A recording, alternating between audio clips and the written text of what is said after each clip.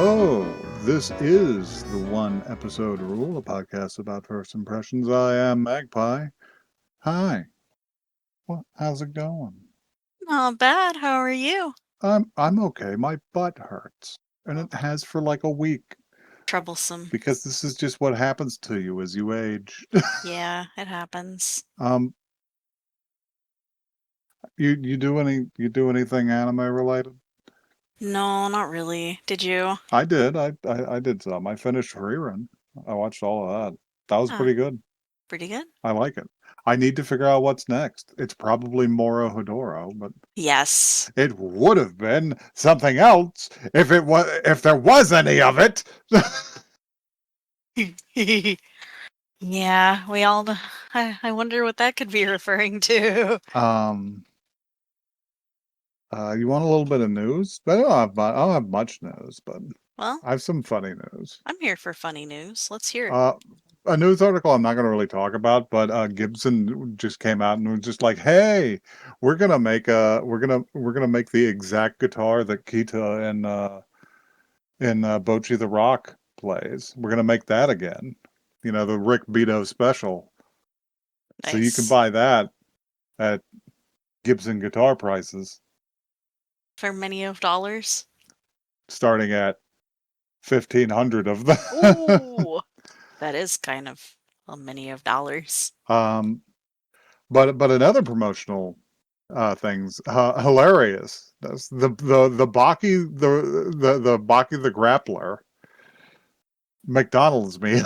Oh, the McDonald's. What? Yes, they're having a Baki combo. I I have no idea what it's going to be in it. 100 pounds of raw meat. People, it's going to be the invisible miso soup.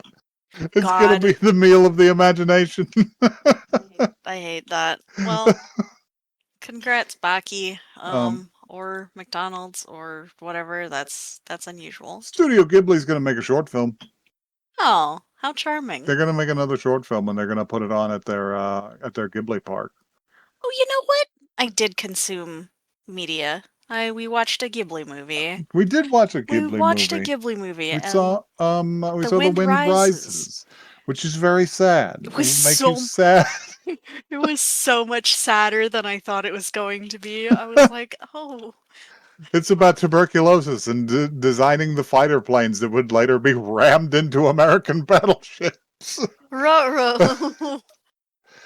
um, but yeah, they're gonna make a short film called I think it's called like Night in the Valley of Witches, Okay. which is going to be exclusive to their wonderful theme park Oh, in Nagakute City in the Aichi prefecture, so which we I have will never get to go to, no chance of ever but seeing. contains rooms that look like this. That's gorgeous. That's beautiful. I love it. My soul will never rest properly until I go to the Ghibli theme park. Um, Look at that! Like I didn't even know they made plushes of the like long-limbed freak men from Howl's Moving Castle when they were wearing the suits with the big bow tie. Fantastic. Incredible. They are doing merch We have a right. podcast to run. Yeah, listen. We need this. It's relevant to our podcast. um, week weekend prices is 3,800 yen for adults. A small price to pay. That's not that bad. That's what, like 20 something dollars? Look at the charming Howl's Moving Castle like living room. No, wait, you said 3,000, didn't you? Yeah, it's 3,800 yen, which ain't shit really. 3,000.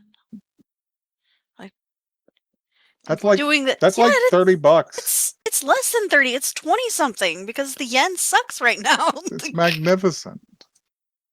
I'll never go. Oh Anyway, well. Oh well. Oh well. um, aside from being a downer, would you like to watch some anime? I would love to Maybe to watch wash away the despair. uh, uh, um How would you like to see some stuff that Emma would argue with us about it being anime? Oh boy. What are we gonna... because I think we should watch Lord of Mysteries, or as it is called in its country of origins language, Gumi Jizu. This is the one our one friend wanted us... Zdaocho Pian, Yeah, I I think. remember we have a friend that recommended this to us, but yeah, Emma wouldn't necessarily um, agree with us, but Jojo caught me laughing earlier because I was looking through the alternative titles for this, and it can't possibly be spoilers, but one of the alternative titles is synonyms: Lord of Mysteries, Clown Arc. Clown arc. All right, let's go. Let's There's go find out what that means. clowns.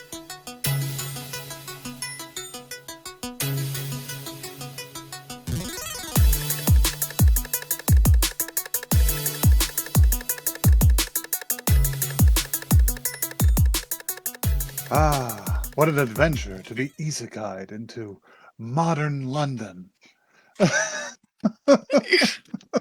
Just regular London, with regular Londoners saying their usual things like, "Away! Away! Foul beast! This town's finished." So like this, like he got isekai'd into Bloodborne. He got into fucking Yarnum. Yeah, fascinating. What the hell? uh, Was it even like that was a weird ass version of isekai. He soul transferred into someone else's body. he soul transferred into a recent corpse. Into some guy who had killed himself. And then he went outside in the morning to buy bread and got hit with all the classic Londoner phrases like, "I'll mess up your brain." Um, so yeah, I guess I'll read this blurb. It's a short one. Very short and not very...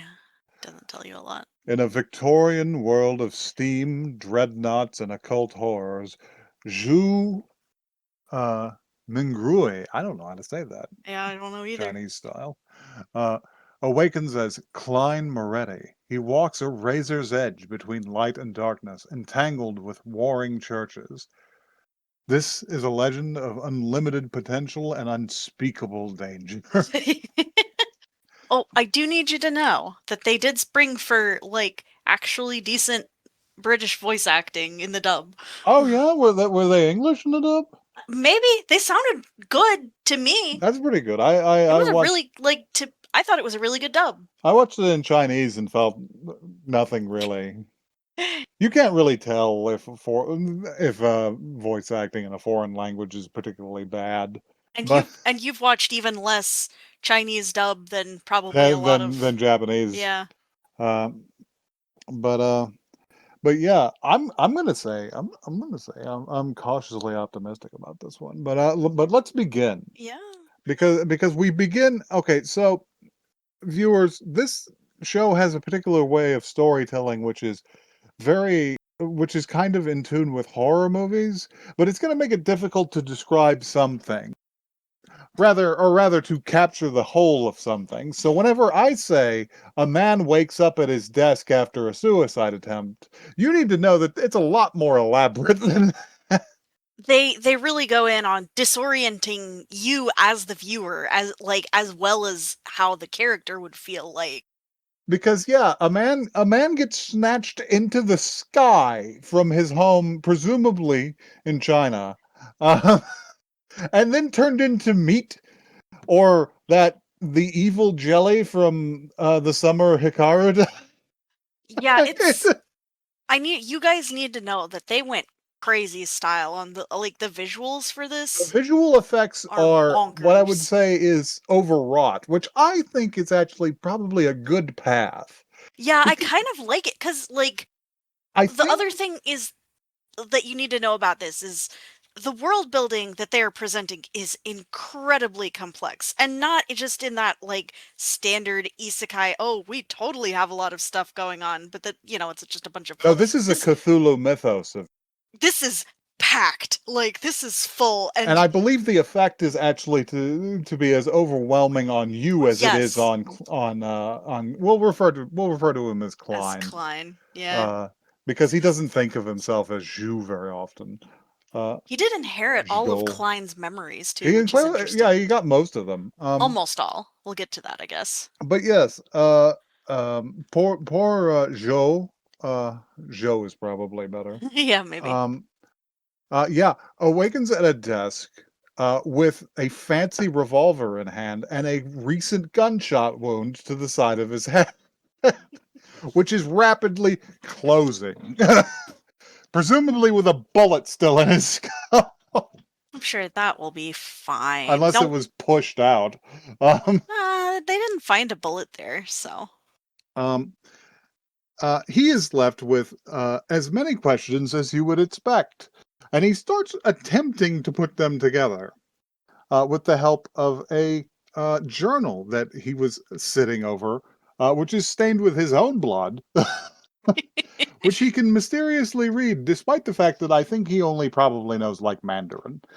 Yeah, no, it is in a completely different language, which, I mean, Klein knew the language, so he Yeah, can well, seem to read it. he Yeah. discovers that the man he is inhabiting, Klein Moretti, is a recently graduated student of history with a working knowledge of two different ancient languages.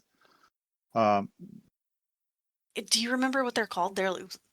I don't remember what they're called this especially, but and it's interesting because you actually see as he reads the words get translated into Chinese characters. Yeah. Um, yeah, he immediately deep dives this notebook because of course he does, trying to find some answers. And while he is finding things out, um, we get frames of other characters investigating parts of the story we're being told. Because basically, the journal, over the course of a week or 2 weeks, describes the fact that he and two of his compatriots from the college discover an ancient notebook. And the contents of which appears to slowly ruin their lives until it causes some sort of incident that causes all three of them to commit suicide. Yeah, what was his final journal entry was said something to the effect of everyone will die, including Including me. me. And this is borne out because the police are investigating another building in which a man and woman have killed themselves. It doesn't really focus on how, but unfortunately, I think the woman drowned herself, which is terrifying Yeah, it's and rough. very difficult to do. It's really rough. They um, must have and the not had a small good talk time. between them is just like, well, it appears to be a pair of suicides, but we've seen this pattern before. Some sort of ritual was performed here, and they may have even like sacrificed a beyonder. Which we have to go back to because Some of this before is all of this explained happened, there was like an initially. intro clip of like the big over the top voice to the power of the The beyonder. power of the You have to beyonder. ascend, and most people do it with potions. So basically, so basically, this is a world in which esoteric knowledge can slowly, very slowly elevate you to godhood, which Yes. actually I feel like would resonate with a Chinese audience who's familiar with like stories about internal alchemy, which is Mm-hmm. a very similar principle, except this is given a European sort of maybe Gnostic uh, slash great old ones Cthulhu mythos Mm-hmm. veneer, which, by the way, reminds me very intensely of a video game I quite enjoyed called Cultist Simulator. Oh yeah, that's cool. But Yeah. the main takeaway here is that there are 22 paths to divinity, the lowest being sequence 9. Um, and as the sequence lowers, they become more powerful. uh, Anyway, Klein is interrupted by the fact that he lives with his siblings. We find this out because the police find a picture of him with the other two and decide to look into who he is. He lives with his siblings, and his sister is knocking on his door. His room is destroyed. There is a gun on the table. His blood is on the lamp. He freaks the He's fuck like, out oh, I have to hide this. I have to. and does the hide a murder sequence from Indigo Prophecy, except it's his own murder that he's hiding. uh he manages to get away with it by being a doofus. Like he throws a jacket over the lamp and he cleans things up. And he's hiding this revolver. This is an enormous revolver, by the way. It's really long. It's really huge. It looks like a black powder piece. It's made in some sort of white metal that's filigreed with gold. Like very ornate. It's very fancy. Um, like everything in the show, it's quite maximalist. Yes. Which That is. I'll discuss like why I think that's a good idea later. Yeah. Um, but yeah, his sister comes in and basically treats him like, oh you dummy, do I have to do everything for you? And he pretend he broke his watch. He pretended he broke his watch because he made a loud thunking noise dropping the revolver into a desk drawer behind him. Um, anyway, she fixes that for him and reminds him that he needs to buy 8 pounds of bread because it, quote, goes bad quickly in this heat. I do not understand the premise. Wouldn't you want to buy less Would you bread? not want, would you want to only buy what you were immediately going to? Whatever. She wants 8 pounds of bread and some mutton and peas. Because she's going to make him dinner because he's been working hard looking for a job. She's really hungry. She's brushing her teeth the whole time during this, which I think is a very fun and like casual mode of conversation. It's cute. Uh, anyway, he steps out into the daylight to gather his thoughts, gather the lay of the land, and buy some bread, which he does. Also, he tries some bread because she makes him a little breakfast before he leaves. Yeah, there's a little more reading, him trying to figure things out. Uh, and the bread is so hard that he's just like, God, I hope I can be home for dinner tonight. Yeah, he's like, I hope that I will be gone. Because a plan is forming in his mind. He remembered that the last thing he did before he was isekai'd into fucking Yarnum was to perform a luck ritual. His work had been going slightly poorly in his previous life, but that was the only problem he had. So he had performed a luck ritual. So he thinks perhaps if he does it again, that he can just go home. um, uh, anyway, he purchases some bread. This town really is Yarnum. It's just what it is. It has a horrifying, like glowing blood moon at night, but It does. during the day it just looks desolate. I mean, there's a lot of people out. There's a lot of people, but the place is run down. It's really rough. He goes and buys bread from the Gram. Yeah, 8 pounds of bread. And then it really starts to sink in the kind of situation he's in as an isekai protagonist, because instead of being isekai'd into a world of adventure where he could become a hero, or at least be funny about it, he has been isekai'd into a paranoiac nightmare where people are immediately following him. He's actually being followed by a He's weird being hat followed guy. by the police and possibly others. At least 2 freaks are following him, maybe more. There was a weird clown. There was a clown. There was a weird clown. The clown scared him, and then he almost shot him because he This is took the true. gun with it. I think the clown will be back. I think the clown is going to come back, Oh, actually. what could give you that impression? Well, was it because it was called Because it was the Clown clown Arc? not the clowns. Um, but yeah, when he stands up, the clown tries to hand him a flyer, and cupped in his outstretched hand, you can see a guy that has been following him, and he just sees it and he goes, oh yeah, sure, I'll be at the circus. And he just slowly starts picking up the pace a little bit, a little bit, a little bit. And he's just like, oh god, oh god, oh god.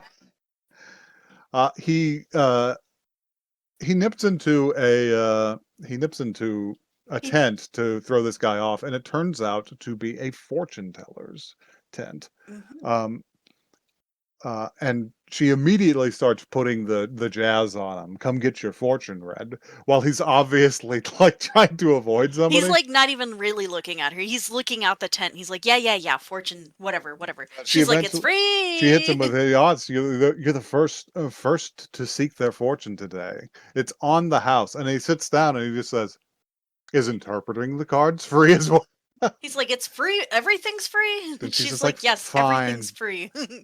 And they do a reading, and it's just like he's so much more businesslike than she is, which will be explained in a second. But she's just like, "What do you want read?" And he's just like, "Past, future, and present." We come to a plot point here too, because he's like, oh, they have the same tarot This cards is the same as tarot Earth. card. He mentioned it slightly earlier A because couple of other things. he's a quick study. There are a number of things in this world that are the same as things on Earth, such as the card game Fighting the Landlord. Yes. And they are nearly all attributed to one man who was emperor about 100 years ago in this world, who invented the card game, the art of tarot reading, and steam engines, and advanced sailing. He's like, He's just like, that's very interesting. I wonder if he was from fucking China. yeah. He's like, a fellow countryman.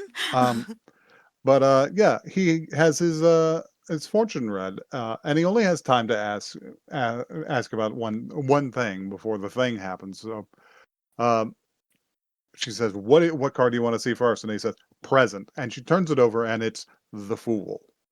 It's just like, oh, number 0, the beginning of journeys. And he's just like, wow. huh. I wonder what that can mean. And then they're interrupted by the fact that the real fortune teller has come back, because this girl is not the really fortune funny. teller. She's an handles the animal apes. trainer.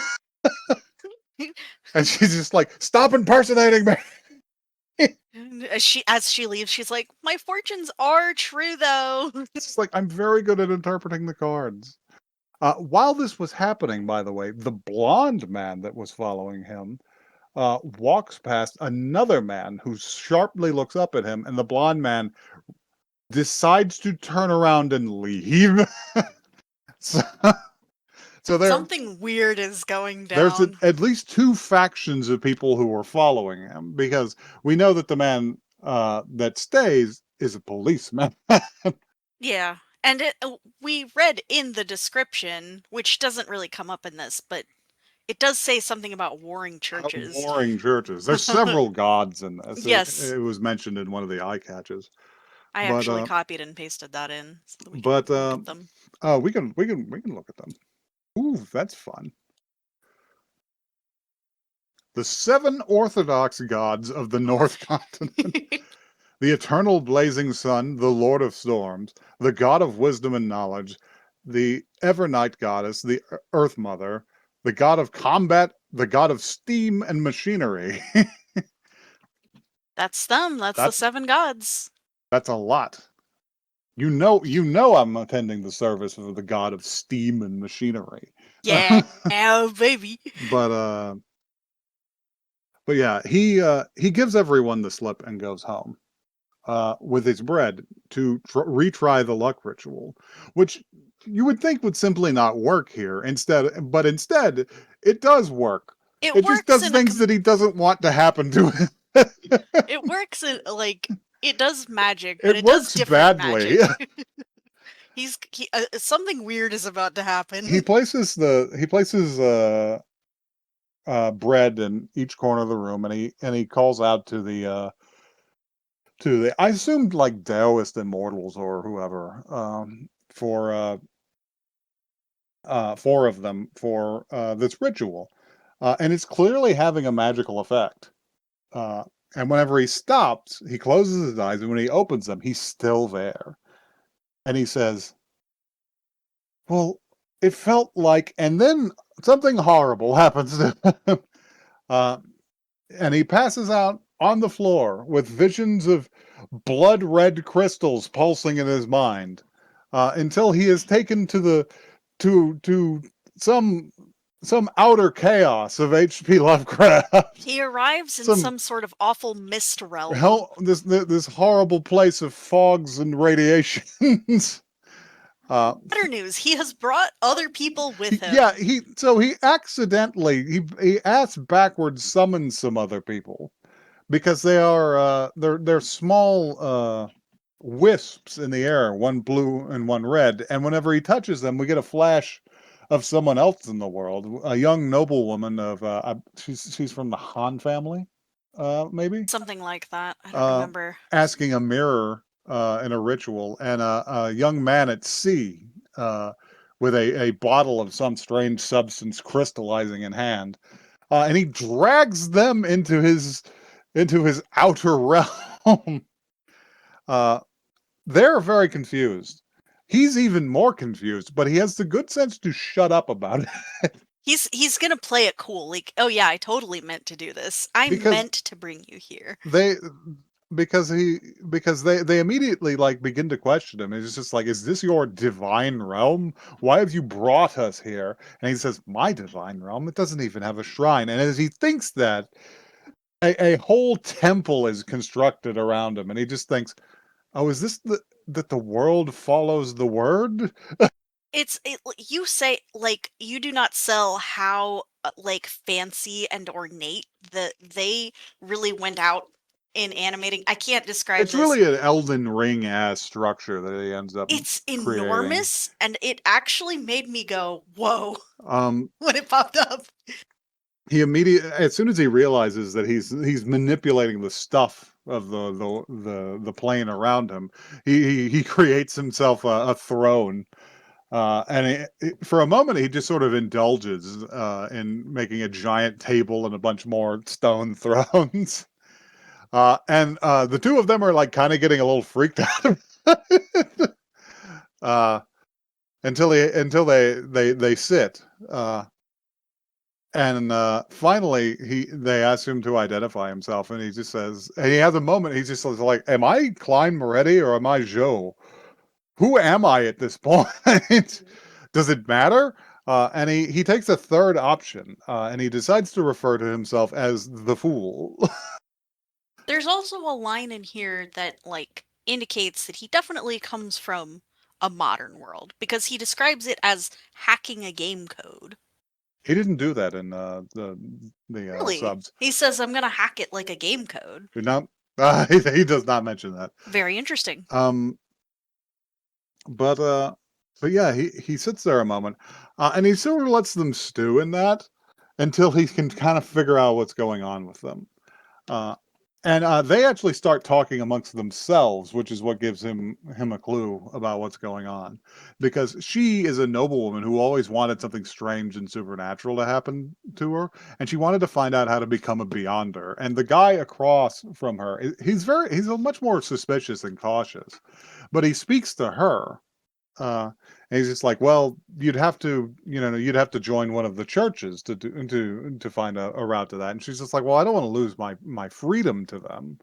And she's like, well, then you would have to look into the older families, or the royalty. And she's like, I'm not sure I could pull something like that off. And he's just like, well, I do happen to have the recipes to 2 potions from sequence 9, and they get into it, and like just some of the abilities that you can apparently acquire, it's only described one as the spectator powers, the powers of extreme observation, where you can know when you are being lied to, and observe even the tiniest of details. And while I was interested in what the other one did, but Klein wouldn't shut up and let me listen, because he was working out. It's just like, oh, what is a beyonder? Oh, they're people with powers. I see. Uh, and while he's working through all this, they decide to make a little trade, so she can get hold of these recipes.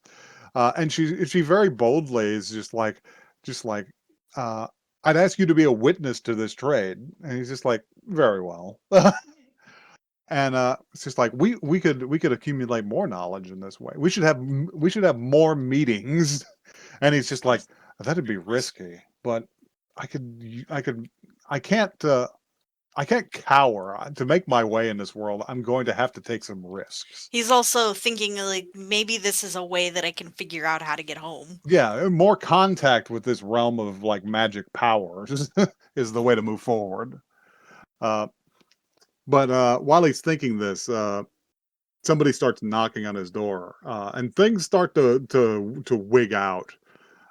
Clearly, he's not prepared to concentrate on the ethereal realm while stuff is happening around his body. Oh yeah, they didn't get to get their quote unquote their names. They get code names too. Yes, I was going to mention that. Oh, well. It happened before they wiggled out, so. Um, it happened during them wiggling out. Did it? Um, so he sort of just like it's time to end the meeting. And while he's doing so, he says like, "Oh, very well. Well, if you've chosen a tarot name, I suppose we should too." And they end up choosing the names Justice and what did they pick? The guy chose The Hanged Man. which is not one I would choose for my. It seems like poorly omened. It really is a 3 different copies of the Tower in your tarot card reading. It's just like, is that good? Anyway, they fade out as he comes back to himself and checks through the keyhole to see who's there, and it's the police. It's the cops. Specifically, like inspectors, like real, like ranking police. And he's just like, oh shit. So, yeah, he goes to hide the incriminating evidence in his room, the bloody journal and the pistol. And he says, he opens the door for them and he's just like, I'm sorry, I was taking a nap. What is this about? And they're just like, we'd like to ask you a few questions about some suicides. We're coming in. They really just bowl him over. It's really funny because he hides the stuff and it was pointless. They're gonna find it immediately. Yeah, because the first guy is the guy that ran off his other pursuer, and the second guy is somebody that I believe he saw out of the corner of his eye at one point. And while he's talking to the second guy, because the second guy wanted to ask him some questions about, it's just like, what were you doing? Do you know anything about this?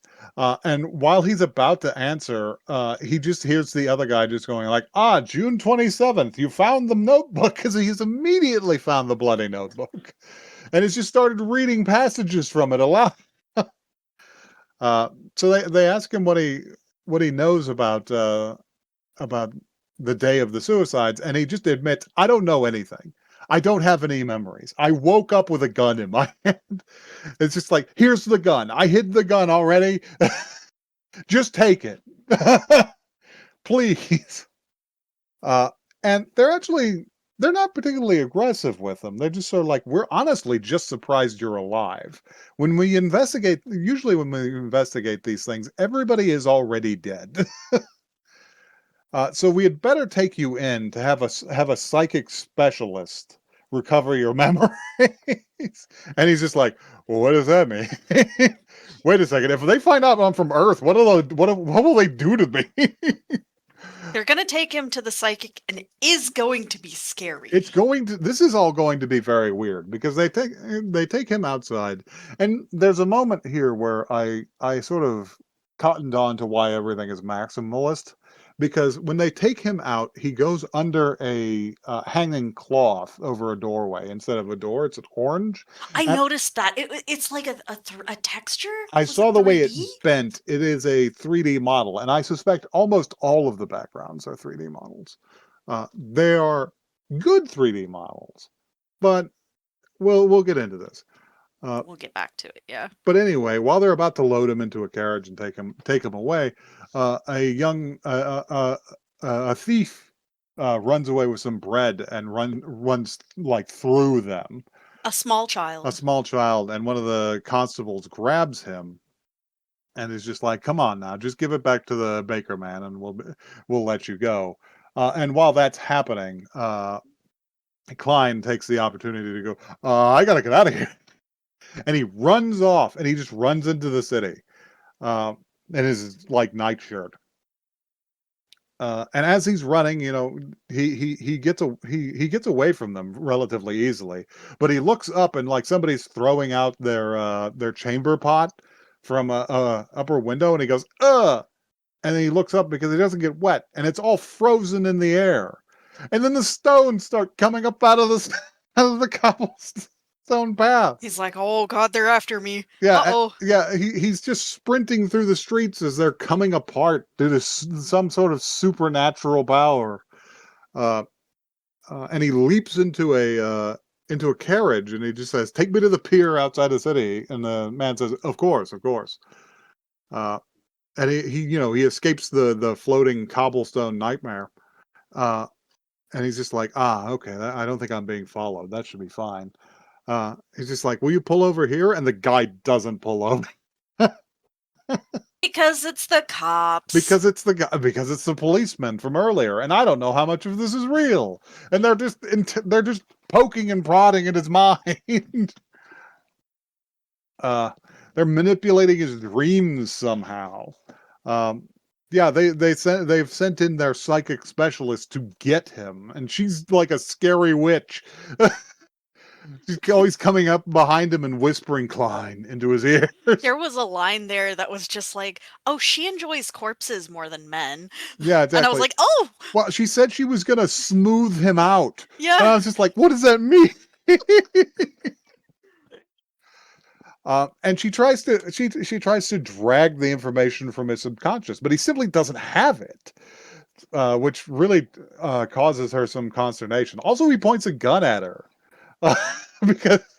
because she asked him what he was doing while the others were committing suicide, and the answer was also committing suicide. So it manifested a pistol into his hand, and his first instinct was to just poke it into her face. Yeah, so that sequence ends with oh yeah, and the cop from before is clearly he clearly has supernatural powers because he like disassembled the whole building around them with his mind so they could see the blood red moon out there, and he just says, "We are more powerful than you can imagine in the dark of night." Yeah, it was scary. And yeah, they clean it up, and when he comes to his senses, the woman has like her hair has all gone back into a bun rather than just like floating out every She's which way. like very normal now. She's very She's like, normal oh now. yeah, She's just he's like, fine. I know 3 things about him, which is he was he was involved with them. He tried to take his own life, but he is alive, and the memories that he is missing are gone like the souls of the other 2. They have been completely obliterated. I'm kind of low-key terrified. And he just says, "Huh, that's strange." And the guy puts on his top hat and he looks at him and just says, well, the attempts like the attempts on your life will probably continue, and we can't babysit you at all the time, unless you want to join us and become a Beyond." And that's where the episode ends. Also, it plays a pretty elaborate outro. There is a very English song. It's kind of Evanescence adjacent. It's Evanescence adjacent, and it's fully animated, which is kind of fancy. Which is fun these days because these days usually you just get a black screen and the credits roll. Yeah, I was kind of into it. So let's talk about it. Let's talk about the aesthetics of this because I kind of love it, and also I hate it a little bit. I mean, let's talk about the obvious first. You could tell that there was a lot of 3D. There's a shitload of 3D. A lot of 3D. To me, I didn't mind it most of the time. There were a couple of times where it really pokes out like the design work here is incredible. It's great. And also there are a few good shots too of animation. I particularly like there's a bunch of tracking shots of rats. The rat running along the rafters and it shifts all around. And then there's another one in the streets.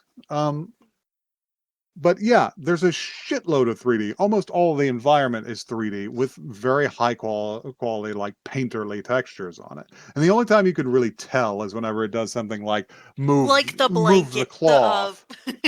The tent thing. This is all fine, and I actually really appreciate the design work, and I understand why you do it. It's much cheaper this way. It allows you to achieve a greater scale of project. You have a very full-looking world. Without having to hand animate all of it. The only problems I actually have with this don't really have that much to do with the 3D, unless they were trying to cover up some flaw with it, which is, why do they keep changing the camera focus? It started to make my head hurt.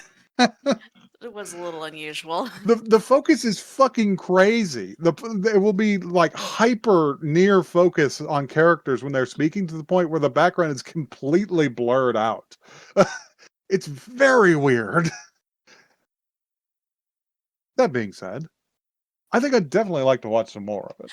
I could see I would pick up more of this too. I was reading some reviews that people said that this is confusing. Oh yeah? Yeah, I mean, like, points at everything we've already talked about. I guess it would be, but It's called Lord of Mysteries. But that's the thing, is they say they say most of the stuff isn't like that mysterious. It's just the world and the like powers that people find confusing. Yeah, those are To me, mysterious. I don't yeah, it doesn't bother me. I'm intrigued. I was really taken in. This is fancy. This is very nice to look at for me, and there's a lot going on here. I want to find out some of the mysteries. This was actually a little longer than a standard episode. This was like 34, 35 Oh, yeah? minutes. Yeah. I didn't notice. I guess Yeah, the because- pacing's all right. Yeah. But yeah, I think I'll watch some more of this. Yeah. I think I Shout might out- as well. Shout out to friend of the show, Corwin, for recommending this. Thanks, Corwin. I believe Corwin was trying to read some of the light novels, which seems like a crazy idea to try and track down Chinese light novels in English. I mean, hey, you do you. Anyway, if you'd like to send us Chinese light novels, you can do so at oneepisodecast@gmail.com. That is the word, not the number. We are also on Twitter and Blue Sky at OneEpisodeCast. Which can also be considered analogous to Yarnum. This is true. Every time I go there, I have to be like, away! Away! You run Foul beast! You run into horrible creatures. There's a blood moon. Yeah, man. Like a man thing Yeah. tries to kill you with a cast iron fence picket. Yep, that's how. Yep, that's it. You drink a strange potion. That's Twitter for you.